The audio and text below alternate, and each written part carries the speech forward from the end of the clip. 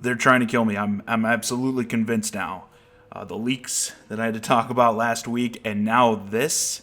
So yesterday, I got one of the biggest slaps in the face I've ever gotten in my entire time covering gaming, which is longer than some of you have probably been alive. So there has been a lot of atrocities committed against me, and I've survived. I've survived the likes of Federation Force somehow, and yeah, I figured if Blast Ball couldn't kill me, nothing could, but this one, I don't know.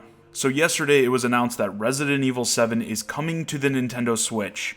As I've stated multiple times on this channel, Resident Evil is my all-time favorite game series, and Resident Evil 7 is the title that really righted the course for the franchise. After it looked like we'd lose it to Capcom chasing the likes of Call of Duty with titles like 6, they brought it back to its horror roots with 7. Just a phenomenal game, a truer return to form there may have never been. So the game is coming to the Switch, but only in Japan, which normally would be an irritation more than anything, but that's not even the half of it. It is being released on the Japanese eShop as a cloud game. Every day, we stray further from God's light. So what does this mean? Well, it's pretty much the lamest form of distribution you've ever seen. You do not download the game, you stream it through your internet connection, which hopefully you have a kick-ass stable connection for. Now, before I continue on with my complaining, I will say this. I see the potential of this cloud gaming stuff. In Japan, I could even see the appeal because they do have insane internet speeds that actually make it viable, perhaps. It allows you to play pretty much anything without being limited by your system's hardware, because obviously it's not your system that's running the game, you're streaming it, which offers a lot of possibilities for something like the Switch, but I see it in a similar light as VR, actually. I understand what it offers, the potential, but it just doesn't seem like something that's where it needs to be to really become a mainstay. One day, sure, but that day is not today. And even beyond that, the monetization is ludicrous, if you ask me. So to start, Capcom will let you play the first 15 minutes of the game absolutely free. How generous of them. Beyond that, you will have to buy a 180-day service pass, which will give you unlimited access to the game, well, for 180 days.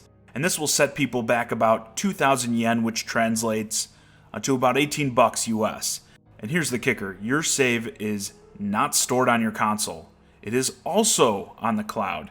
And they even say straight out, saves from inactive accounts will be subject to deletion. So yeah, if you play the game for a bit, but want to take some time off and come back to it another day, that's fine. Just make sure you keep paying up, or we may delete your saves. Like you thought Nintendo's cloud save deal was irritating, making you pay for the service to back up saves. I'm with you, I understand. But this is a million times worse.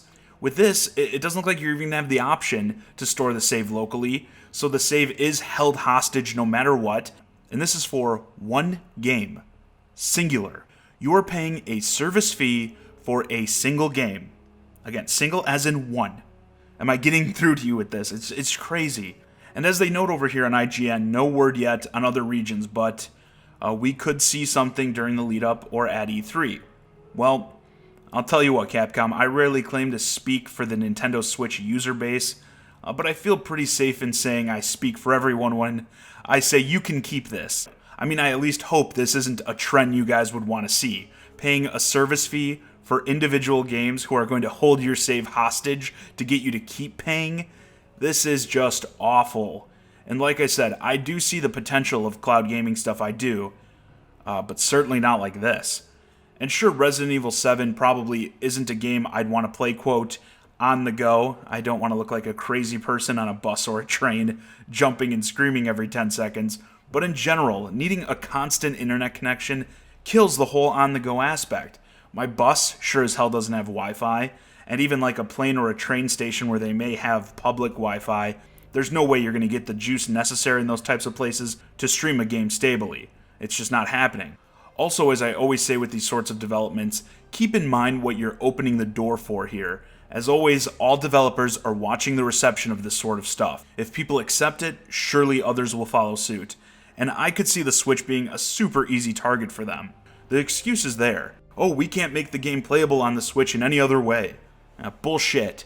Bethesda is really making that argument look sillier and sillier as they port over games like Doom and the upcoming Wolfenstein 2, in terms of demanding games showing what is actually possible on the Switch, if you put in the effort.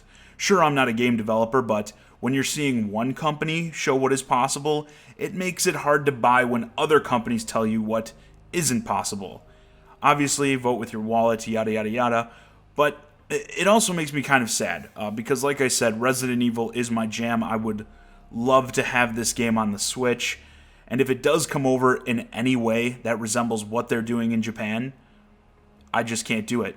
I can't support that physically. I can't.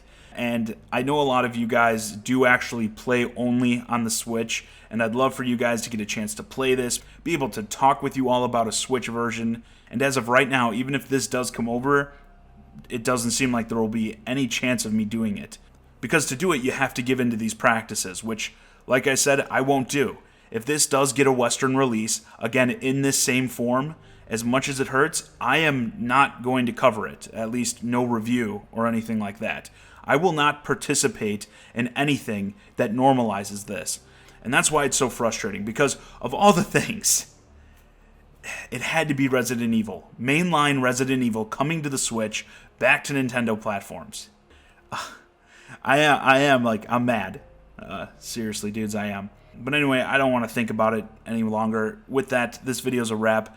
Let me know your thoughts on this whole cloud gaming on the Switch situation in the comments. As always, I'm John Zakari, and thanks for watching.